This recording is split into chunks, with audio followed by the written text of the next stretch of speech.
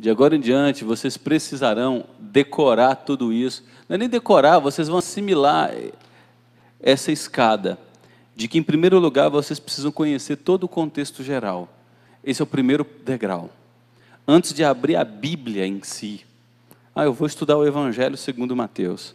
É importante que vocês assimilem tudo relacionado a Mateus. Quem foi, quando escreveu, para quem escreveu, as características do público para quem escreveu, quais os problemas esse público para quem escreveu vivia, porque os problemas motivaram Mateus a escrever esse livro. Por exemplo, o Evangelho segundo Mateus. Mateus era um dos 12 apóstolos, um judeu de carteirinha. E ele ficou muito contrariado com os judeus, porque crucificaram o Messias que eles tanto esperavam. E aí Mateus, como um bom judeu, desejando a salvação dos seus compatriotas, escreve o Evangelho. E no Evangelho segundo Mateus nós temos 70 promessas do Antigo Testamento. E Mateus usa essas 70 promessas para mostrar que Jesus cumpriu todas. Ele cumpriu todas as expectativas do Antigo Testamento. Então ele escreveu para um público predominantemente judeu, a fim de convencê-los que eles sacrificaram o Messias que eles tanto aguardaram. E esse Messias que eles sacrificaram cumpriu todas as promessas que a ele eram feitas referências em toda a primeira aliança, os 39 primeiros livros das Escrituras, o Antigo Testamento. Então é muito importante você ter esse pano de fundo, porque na medida em que você vai lendo o Evangelho segundo Mateus, você vai se deparando com expressões. Isso aconteceu para que se cumprisse a profecia dita por meio do profeta Isaías, 2 pontos. Aí Mateus cita a profecia. Isso aconteceu para que se cumprisse a profecia do profeta Jeremias, 2 pontos. Aí ele cita o versículo da profecia. Então o tempo todo Mateus faz uso dessa linguagem de cumprimento profético através da vida de Jesus Cristo. O Evangelho segundo Marcos é um evangelho bem conciso, que fala muito das falhas dos discípulos, dos erros dos discípulos, da incapacidade deles de compreender Jesus como o Filho do Homem, o Salvador. E no Evangelho segundo Marcos nós temos Jesus o tempo todo tendo compaixão de seus discípulos, perdoando pecados, chamando-os novamente para recomeçar a jornada. Marcos é o Evangelho da compaixão. Marcos escreve o Evangelho para dizer, olha, Ele é o Deus dos recomeços. Ele é o Deus que restaura a gente quantas vezes forem necessárias. É por isso que Marcos é o único evangelista. É importante vocês pegarem nesses detalhes, que vocês não vão achar esses detalhes fáceis assim em livros, não. É por isso que Marcos é o único evangelista que no capítulo 14, ao falar de Jesus no jardim do Getsemane, cita um jovem rapaz que no meio daquela madrugada estava com um lençol. E quando todos fogem, os soldados também pegam aquele rapaz, só que pegam pelo lençol, e ele consegue escapulir, foge pelado, foge nu. Muitos dizem que ali é a autoconfissão de Marcos. Eu também fugi e o abandonei. Eu também o deixei só. Eu também fracassei. E ainda assim, eu fui restaurado. Porque Marcos depois participa de viagem missionária com Paulo. Marcos depois auxilia Pedro, o apóstolo. Na verdade, o Evangelho, segundo Marcos, dizem que é o Evangelho de Pedro. É Pedro falando, mas quem está escrevendo as memórias de Pedro é o próprio João Marcos. Então, quando você conhece todo o pano de fundo, você lê aquele livro bíblico de um jeito muito mais fácil. Quem veio domingo passado, eu recomendo que vocês não faltem aos domingos. E se faltarem, por excepcionalidade, acompanhem a aula gravada. Vocês viram que eu dei todo o pano de fundo da carta de Paulo aos Efésios. Todo o pano de fundo. E ainda trouxe um esboço da carta de Paulo aos Efésios. Quando você assimila essas ferramentas, antes de ir para a carta de Paulo aos Efésios, você está colocando cabresto, correia, coleira em seus paradigmas, nos pressupostos. Você já vai ler a carta de Paulo aos Efésios com a facilidade muito maior. Então esse é o primeiro degrau, que é o pano de fundo. O segundo é a leitura do texto. Aqui você lerá as Escrituras no vernáculo, que é no português. Leia. Pastor, que Bíblia é para eu ter? Bíblia, tenha só a Bíblia. Bíblia, viu? Aqui, ó, Bíbliazinha de 7,50. papelzinho simples, Bíblia. Aqui não tem comentário, aqui não tem nota de rodapé, aqui não tem nada. Se você tiver uma Bíblia de estudo de Genebra, uma Bíblia Thompson, põe ela lá na sua prateleira. Põe ela na sua prateleira. E você vai usar ela só lá pelo 5º degrau, que nós vamos chegar agorinha. No dia a dia você lerá a Bíblia. Porque se você estiver lendo com a Bíblia de estudo, você estará lendo só os comentários, nota de rodapé, e não vai conseguir meditar nas Escrituras. Será uma leitura muito árida. Leia o texto. Aí depois você pode ler o mesmo texto em outras versões. NVI, Nova Versão Internacional, Nova Tradução na Linguagem de Hoje, a Mensagem, ou uma nova tradução chamada de Nova Tradução, acho que é Transformadora. Só depois, no degrau 3, é que você fará o estudo do texto. Lembrando, papel e caneta em mãos. E você vai anotar tudo o que perceber do texto. Palavras que se repetem. Quando o autor utiliza palavras repetidas, ele quer enfatizar algumas verdades. Palavras que se repetem. E há muitos textos bíblicos saturados de palavras que se repetem. Quer um exemplo? Palavras e expressões. Abra aí no Salmo 136, por favor. Salmo 136. Suponhamos que você vai pregar no Salmo 136, terá um culto na sua casa, um encontro de pequeno grupo, você foi chamado para falar na empresa, é um dia festivo, é um encontro de almoço com a família de Natal, de Ano Novo, é um momento da Páscoa, ou seja, qualquer outro momento. Você participa de um pequeno grupo e foi escalado para levar a reflexão naquele dia, e você está inclinado a falar no Salmo 136. Primeira coisa que você vai fazer é estudar o pano de fundo dos Salmos.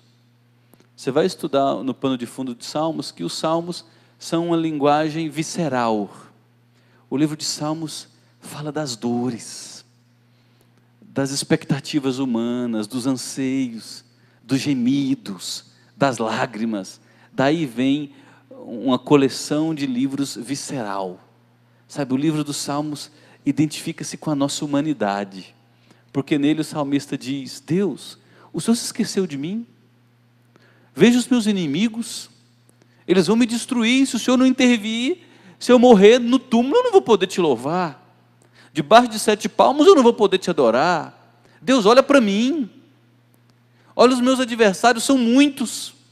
Deus, eu só tenho o Senhor, só o Senhor é meu escudo, só o Senhor é o meu rochedo, só o Senhor é minha bandeira. O Senhor se esqueceu de mim? Olha que linguagem de vísceras, onde Deus se torna simpático a nós, e a gente tem liberdade de se aproximar dele olhando nos olhos. Essa é a linguagem dos Salmos. Aí você vai para o Salmo 136. Eu estou usando a João Ferreira de Almeida, revista atualizada. Rendei graças ao Senhor porque Ele é bom, porque a sua misericórdia dura para sempre. É uma convocação para a gente glorificar o nome de Deus e se lembrar dos feitos dele. Rendei graças ao Deus dos deuses, porque a sua misericórdia dura para sempre. Rendei graças ao Senhor dos senhores, porque a sua misericórdia dura para sempre. Ao único que opera grandes maravilhas, porque a sua misericórdia dura para sempre. Aquele que com entendimento fez os céus. E o que se repete? Porque a sua misericórdia dura para sempre. Qual é a ênfase do salmista ao repetir 25 vezes, porque a sua misericórdia dura para sempre? É dizer para nós devemos ser gratos, glorificar e adorar o nome de Deus, e depositar nele toda a nossa confiança, porque as misericórdias de Deus jamais nos desampararão. Então, através de uma única expressão, que foi repetida 25 vezes, você tem o sentido do Salmo. E quando você for estudando as expressões que vêm antes da porque a sua misericórdia dura para sempre, você vai perceber que o salmista faz uma viagem pela história de Israel. Primeiro, Deus é o Deus dos deuses, Ele é o Senhor soberano, é o único Deus verdadeiro. Ele é o Deus dos deuses, deuses está com D minúsculo. Ele é o Senhor sobre a história. Depois, Ele é o Deus do povo de Israel. Depois, Ele é o Deus que salvou o povo de Israel da escravidão do Egito, que conduziu esse povo em livramento no deserto por 40 anos, passou a pé o Mar Vermelho, sustentou esse povo com maná que caiu do céu, levou esse povo até a posse da terra prometida, que tem cumprido todas as suas promessas. Nenhuma de suas palavras caiu por terra. Então, o que o salmista está fazendo aqui? Trazendo os principais episódios da história de Israel e dizendo: tudo isso aconteceu fielmente, porque as misericórdias de Deus duram para sempre. Aí você vai estudar o texto. Você lerá outras versões. Nova tradução na linguagem de hoje, NVI, a mensagem, nova versão transformadora. E ao aplicar tudo isso, num estudo, num culto, num pequeno grupo, numa reunião de almoço com a família, você vai chamar as pessoas a se lembrar da fidelidade, da graça, do sustento fiel de Deus até aqui, que não permitiu que fôssemos destruídos. Você vai se lembrar dos momentos difíceis, porque quando o povo de Israel passou 40 anos no deserto, foi um período difícil. Filhos cresceram enterrando seus pais, mas eles passaram pelo deserto e entraram na terra prometida, mesmo passando por situações difíceis, porque as misericórdias de Deus duram para sempre. Percebe as aplicações já? As dificuldades de hoje são vencidas quando você olha para o passado e vê que a fidelidade de Deus jamais nos desamparou. E aí você recobra a esperança e reafirma que a sua confiança está também em Deus para o seu amanhã e para o seu presente, porque as misericórdias dele duram para sempre. Então, quando você estudar o texto, olhe palavras que se repetem, verbos no passado, presente, no futuro, as ordens que são os imperativos, porque os verbos transmitem ação, movimento ao texto. Preste atenção nisso, nas conjunções, mas, porém, contudo. Eu quero te sugerir fortemente a você fazer uso de um sistema de legenda. Como é que eu posso fazer uso de um sistema de legenda? Por exemplo, vamos lá, deixa eu pensar em algo aqui. Abrir esse arquivo aqui. Deixa eu pegar um texto bíblico aqui e copiar. Vou pegar esse aqui. Salmo 1º. Ok. Todo mundo enxergar. Melhorou, né? Bem-aventurado é a palavra que abre o Salmo 1º. Bem-aventurado. Essa é uma palavra importante. Então, suponhamos, o que eu quero fazer aqui? Eu quero só colocar a legenda. Eu estou no computador, então você no papel mesmo fica muito mais fácil. Se é uma palavra importante, eu coloco um retângulo. Se é um verbo, eu ponho um círculo. Se é uma conjunção mas, eu vou colocar um tracinho embaixo, eu vou sublinhar. Crie o seu sistema de legenda. Crie o seu sistema pessoal de legenda. Na primeira página da sua Bíblia de estudo, a página em branco, você já anota. Você já vai anotar o seu sistema de legenda. Verbos no passado, um círculo. Conjunções mas, porém e contudo, um retângulo. Ordens, que são os verbos do imperativo, muito importante. Eu vou colocar 2 riscos embaixo, 2 sublinhados. Na medida em que você for legendando o seu texto, quando você bater o olho, você já verá as expressões mais importantes. Seu olho já vai você já vai olhar e já vai discernir o texto. Então, crie o seu sistema de legenda. Deixa eu voltar aqui para o nosso slide. Ok.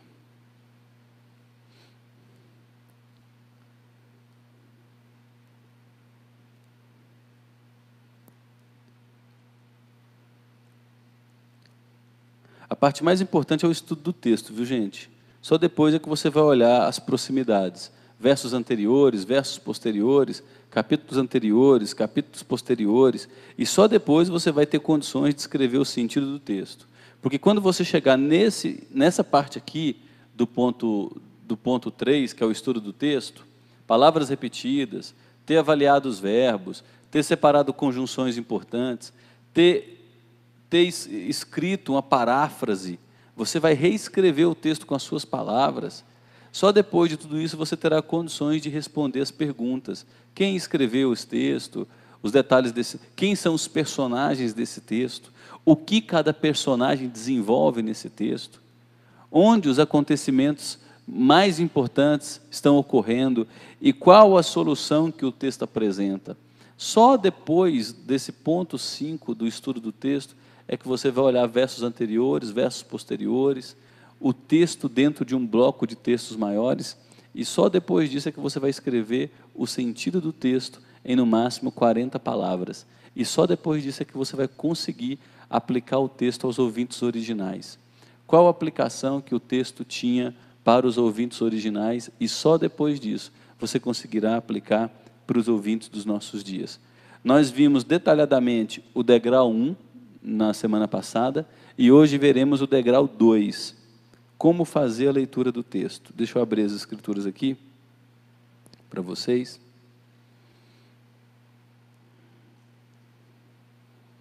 Vamos estudar o Salmo primeiro, que é o que abre os Salmos.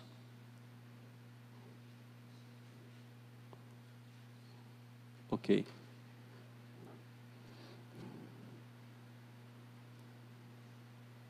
Olha só, eu estou usando a versão João Ferreira de Almeida, revista e atualizada.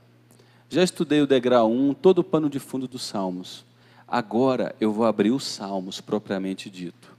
Eu sei que o Salmo 1, ele abre o Saltério, que é uma coleção de 150 salmos. E ele abre com a expressão bem-aventurado, que significa mais que feliz, porque os Salmos desejam nos ensinar um jeito de viver para a gente encontrar a plenitude, o sentido para a nossa vida. Os Salmos fazem parte de uma linguagem judaica chamada de livros de sabedoria, e livros poéticos. Os livros poéticos judaicos, eles têm sabedoria como pano de fundo. Então o propósito dos Salmos é nos ensinar uma maneira de viver que nos faça felizes. Uma maneira de viver que nos leve a passar pelos embates dessa vida marcada pelo pecado de uma maneira mais equilibrada. É um jeito pleno de vida. Essa é a temática dos Salmos, de Provérbios, de Cantares e de Eclesiastes. Então é assim que abre o livro dos Salmos, bem-aventurado, que significa mais que feliz. Você vai fazer uma leitura completa do Salmo 1, sem interrupção, sem anotar nada. Bem-aventurado o homem que não anda no conselho dos ímpios, não se detém no caminho dos pecadores, nem se assenta na roda dos escarnecedores. Antes o seu prazer está na lei do Senhor, e na sua lei medita de dia e de noite. Ele é como árvore plantada junto à corrente de águas, que no devido tempo dá o seu fruto, e cuja folhagem não murcha, e tudo quanto ele faz será bem-sucedido. Os ímpios não são assim, são porém como a palha que o vento dispersa. Por isso, os perversos não prevalecerão no juízo, nem os pecadores na congregação dos justos, pois o Senhor conhece o caminho dos justos, mas o caminho dos ímpios perecerá. Fizemos a primeira leitura. Você assimilou o conteúdo geral do Salmo. Se você ainda tiver qualquer dúvida a respeito do conteúdo geral, leia novamente, agora de maneira mais pausada. Bem-aventurado o homem que não anda no conselho dos ímpios. Você pode até pontuar agora com o dedo. Não se detém no caminho dos pecadores, nem se assenta na roda dos escarnecedores. Antes, é uma conjunção. O seu prazer está na lei do Senhor, e na sua lei medita de dia e de noite. Ele acabou de fazer um contraste entre o homem que vive uma vida que pode conduzi-lo para a destruição, que é conselho dos ímpios, caminho dos pecadores e roda dos escarnecedores, para uma vida que o levará à plenitude. O seu prazer está na lei do Senhor, e na sua lei medita de dia e de noite. E agora ele vai dizer, a que esse homem se compara? Ele é como árvore plantada junto à corrente de águas, que no devido tempo dá o seu fruto e cuja folhagem não murcha. Tudo quanto ele faz será bem-sucedido. Os ímpios, ele volta a falar do homem do verso 1, que não anda no conselho dos ímpios. Ele vai descrever os ímpios. Os ímpios não são assim. São como palha que o vento dispersa. Por isso os perversos não prevalecerão no juízo, nem os pecadores na congregação dos justos. Pois o Senhor conhece o caminho dos justos, mas o caminho dos ímpios perecerá. Li segunda vez. Assimilei mais informações. Eu vi que no primeiro versículo ele estabelece um degrau. Conselho dos ímpios, caminho dos pecadores e roda dos escarnecedores. Eu vi ainda que o homem bem-aventurado, ele tem prazer. Ele não é aquele religioso institucional. Ele tem uma relação com Deus. Ele medita. Ele não é um leitor da Bíblia. Ele reflete sobre a palavra de Deus. Ele aguarda no coração. Ele rumina essa palavra. Por isso os caminhos dele são aplainados.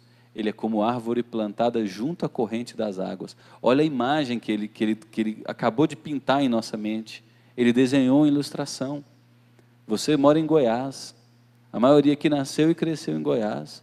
A gente sabe o que é a época seca do nosso ano. Meses de agosto, setembro, outubro. Quando você viaja aí pelas nossas estradas, está tudo seco. E aí você passa perto de uma represa, de um lago, e tem uma árvore ali, rente, aquele lago, aquela represa. Ela continua com as folhas verdes. Não necessariamente frutificando, mas ela recebe nutrientes e vida daquela água. Esse é o homem bem-aventurado. No devido tempo dará o seu fruto. E tudo quanto ele faz será bem-sucedido. Os ímpios não são assim. Quem são os ímpios? É aquele que gosta da roda dos escarnecedores, da agenda dos maus e do caminho dos pecadores. O coração dele não está em Deus. Esses não vão prevalecer diante de Deus no dia do juízo, mas os justos são conhecidos por Deus e serão apreciados. Você já começa a pensar sobre o texto, a raciocinar usando a linguagem do texto, porque você está repetindo a leitura do texto. Agora você vai pegar uma outra versão. E aqui eu vou abrir versões paralelas. Vou pegar a mensagem. Olha, a mensagem. Como Deus deve gostar de você. Olha que gostoso. Você não aparece no bar do pecado. Você não anda à espreita no beco sem saída. Você não frequenta a escola dos desbocados. Ele colocou o mesmo sentido do versículo 1 com palavras contextualizadas do século 21, numa linguagem que a gente entende. Boteco, boca do falador, do debochado, desbocado. Pelo contrário, você vibra com a palavra do Eterno. Você rumina as Escrituras dia e noite. Você é como a árvore replantada no Éden, dando frutos novos a cada mês, que nunca perde suas folhas e que está sempre florescendo. Você não é de jeito nenhum como os perversos que não passam de poeira ao vento. Que linguagem forte. São como a palha que o vento dispersa.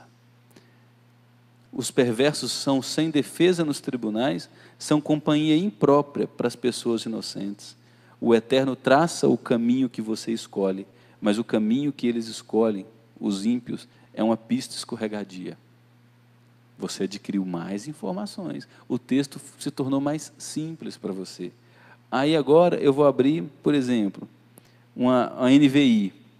A NVI, Nova Versão Internacional, ela muda pouco da João Ferreira de Almeida, revista atualizada, mas já ajuda muito.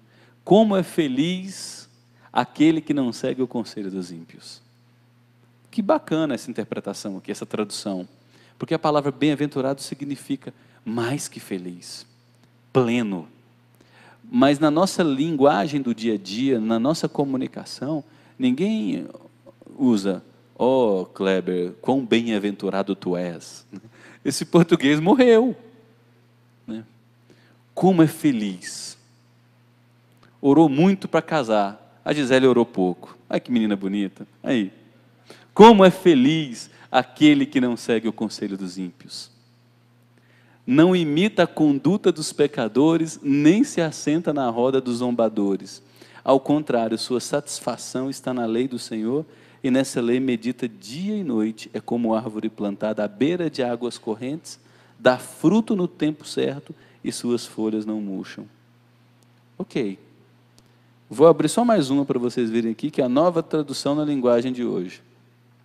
Felizes são aqueles que não se deixam levar pelos conselhos dos maus, não seguem o exemplo dos que não querem saber de Deus e não se juntam com os que zombam de tudo que é sagrado. Pelo contrário, o prazer do homem feliz ou dos felizes está na lei do Senhor, e nessa lei eles meditam de dia e de noite. Por isso são como árvores que crescem na beira de um riacho, dão frutas no tempo certo e suas folhas não murcham. Assim também, tudo o que essas pessoas fazem dá certo. E aí ele segue o texto. Percebe que foi adicionando novas informações? Talvez você diga, pastor, não me ajudou tanto. Não me ajudou porque o Salmo 1 já é uma linguagem relativamente simples. Agora, se você pega um outro texto que diz concupiscência. Vamos lá. Esse texto de 1 João, deixa eu projetar aqui para vocês verem, quer ver? 1 João, capítulo 2, versículo 15 a 17. Olha só. Não ameis o mundo, nem as coisas que há no mundo. Se alguém amar o mundo, o amor do Pai não está nele. Porque tudo que há no mundo, e agora ele vai fragmentar, a concupiscência da carne, a concupiscência dos olhos e a soberba da vida não vem do Pai, mas do mundo. O mundo passa, bem como a sua concupiscência. Aquele, porém, que faz a vontade de Deus permanece eternamente. Então, quem não é muito bom de português, da nossa gramática mesmo, vocabulário, vai patinar na concupiscência e não vai entender o texto. Se você abre a mensagem, por exemplo, não amem os costumes do mundo, não amem os valores do mundo, o amor do mundo sufoca o amor do Pai. Praticamente tudo o que acontece no mundo, desejo de seguir o próprio caminho, de querer tudo para si e de parecer importante, não tem nada a ver com o Pai. Viu como ele pegou a expressão concupiscência e já tornou muito mais simples para a gente entender? Você adquiriu um novo entendimento, só em ler uma nova versão. Tudo isso afasta o ser humano de Deus. Aí vamos ler agora a nova tradução na linguagem de hoje. Não amem o mundo, nem as coisas que há no mundo. Se vocês amam o mundo, vocês não amam a Deus o Pai. Nada que é deste mundo vem do Pai. Os maus desejos da natureza humana, a vontade de ter o que agrada aos olhos e o orgulho pelas coisas da vida, tudo isso não vem do Pai, mas do mundo. Aqui ele fala de vaidade, de soberba, de ganância, de cobiça desenfreada, de fome por satisfazer os seus prazeres a todo e qualquer custo. Tudo isso é inimigo de Deus. Você imagina o nosso adolescente, se ele está só com ou o nosso jovem, se ele está só com a versão João Ferreira de Almeida, revista e atualizada. Concupiscência dos olhos, concupiscência da carne e soberba da vida. Embora seja uma tradução fiel, ela não terá impacto no coração dos nossos jovens. Agora, se ele estiver fazendo um estudo e ler a nova tradução na linguagem de hoje, ou a mensagem, e dizer para ele, cuidado com os valores dos teus amigos, cuidado com a ganância desenfreada, cuidado com o desejo de satisfazer seus prazeres a qualquer custo, tudo isso vai te afastar de Deus. O impacto foi outro. E qual é o objetivo nosso ao ler as Escrituras? É compreendê-la. Então, leia em outras versões. Por que é importante? Deixa eu dar um resumo para vocês das versões. Isso aqui é uma outra informação que não está também, gente, na apostila, tá? Se você julgar importante, eu sugiro até você anotar. Olha aqui, nós temos a João Ferreira de Almeida, revista e atualizada, que é a versão que eu uso que a maioria das igrejas evangélicas no Brasil usa. É uma versão que quase transliterou o original. João Ferreira de Almeida era um português, um menino que aos 17 anos de idade conseguia ler o hebraico, o grego, e vindo em uma de suas viagens a navio, ele pegou as escrituras e fez a tradução. Menino novo, 18 para 21 anos, algo assim, quando ele começou a fazer a tradução das escrituras. Uma mente genial. Deus levanta pessoas assim que são fora de seu tempo. E na versão dele, João Ferreira de Almeida, que já passou por várias revisões, você tem a João Ferreira de Almeida revista e corrigida, década de 60. Depois João Ferreira de Almeida atualizada, início dos anos 90. João Ferreira de Almeida que foi revista e atualizada, final dos anos 90. E agora no mês de novembro do ano passado, saiu a nova Almeida atualizada, que ela voltou novamente para a editora, porque trouxe algumas palavras erradas, algumas traduções infelizes. Então você imagina o que a editora fez, a Sociedade Bíblica do Brasil. Lançou a nova revisão da Almeida, agora em novembro, milhares de Bíblias impressas, e por causa de 3 equívocos em apenas 3 versículos, a Sociedade Bíblica recolheu todas essas Bíblias